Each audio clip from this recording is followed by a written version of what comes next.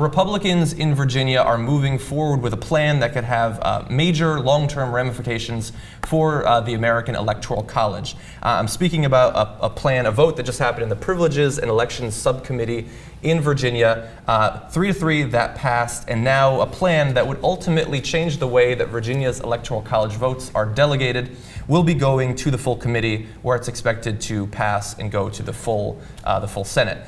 So the details of this is currently, like most states, like 48 states in the United States right now, the winner of the popular vote in each state gets all of the electoral votes for that state. So presently, the way the population is currently configured, that would be 13 votes that Obama got in the latest presidential election.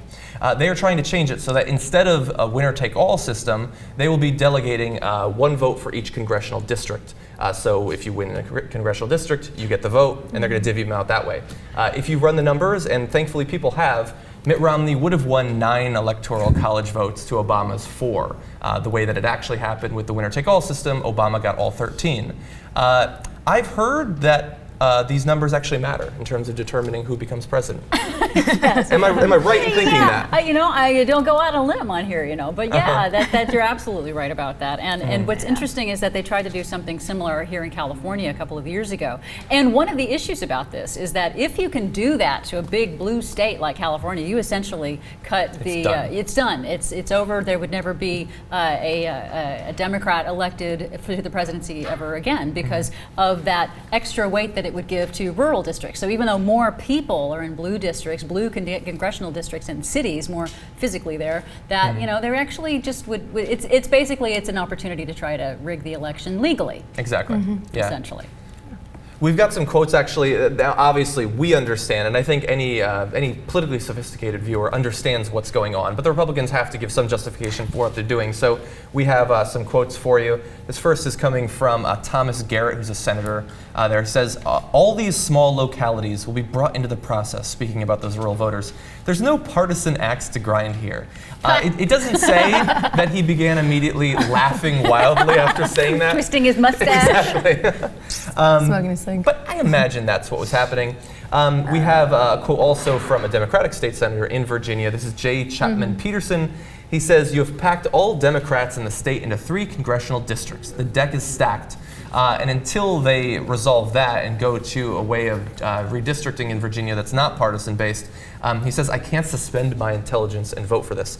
Now, what he's talking about there is that we have this wonderful thing in America called gerrymandering, where we draw electoral maps with sophisticated computer programs that know the political affiliations down to individual blocks in cities.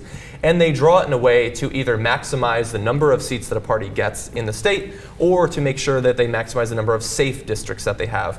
And they've been very successful in Virginia up until this point. And so now, even though the population of Virginia will vote the majority for a Democratic president, the majority of the seats are held by Republicans.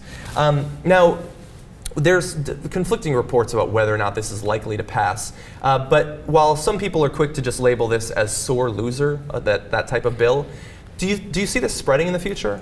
Yes, I think that there's definitely a very strong push for Republican legislatures across the country to try to take advantage of their last chance to change all the rules, make it as hard as possible to vote, make it as hard as possible to register to vote, because they know that demographically they are on the losing end of this. As their base ages and dies off, that younger people are not adopting the Republican Party as their party of choice, and so they have to like race the yellow light to get all this stuff in as soon as they can. And I think they're going to try to get it across the country, at least as I know that they're already talking about it in Wisconsin, possibly in Florida as well. Governor Rick Scott, he says, it's an intriguing idea, that concept. So I think they're really making a push for this at the last minute so that they can. Yeah. Why aren't Democrats doing this, do you think? I mean, why aren't we trying to push for this in Texas, for instance? I don't think it would have any chance of passing, but is this just something that goes to the psychology of people who end up in the different ideologies?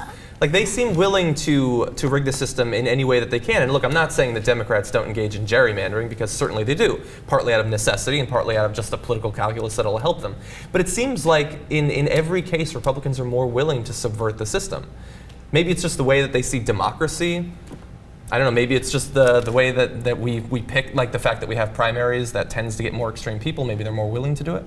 I don't know. What do you That's think? a great question. I wonder if it has anything to do with where voters are located, right? Urban areas versus rural areas and how they vote, right? If you want to look at the number of people, you get very different results instead of looking at big, large masses of land, right? Exactly. Yeah. Well, and good luck trying to figure out what's going on in the brain of the Republicans because they've made it very clear in all the other stuff that they're doing that they're really willing to push as hard as they can and do these kinds of cutthroat, relentless pushes to change the rules so, to their advantage. They're opportunistic and Democrats have a reputation for being spineless. So for the most part, for the most part, and not really coming up with this kind of cutthroat stuff. I'm glad that Democrats don't. I don't think anybody should be doing this kind of stuff. It's unethical and it's wrong. Yeah. So in my opinion, I'm glad that Democrats don't do it just for the ethics of it. Yeah. And look, we're getting into when we're talking about the way that Electoral College votes are delegated in individual states. We're getting into somewhat arcane political. But it matters. That's I'm getting there. Don't worry. We have a weird country and we have a weird way of operating our elections where Democrats can get more votes in congressional races and still be in the minority in the House. The way that we delegate seats in the Senate, for instance, where California has 2 seats and a tiny little state that has 1,500 people in it has 2 seats. And look, we thankfully, or perhaps it's just an artifact of history, we have a pretty close balance in terms of the number of conservatives in the country, the number of liberals, the number of seats in the Senate, for instance. The House tends to be pretty close. And I just wonder if Republicans are able to make changes like this, how long that can last.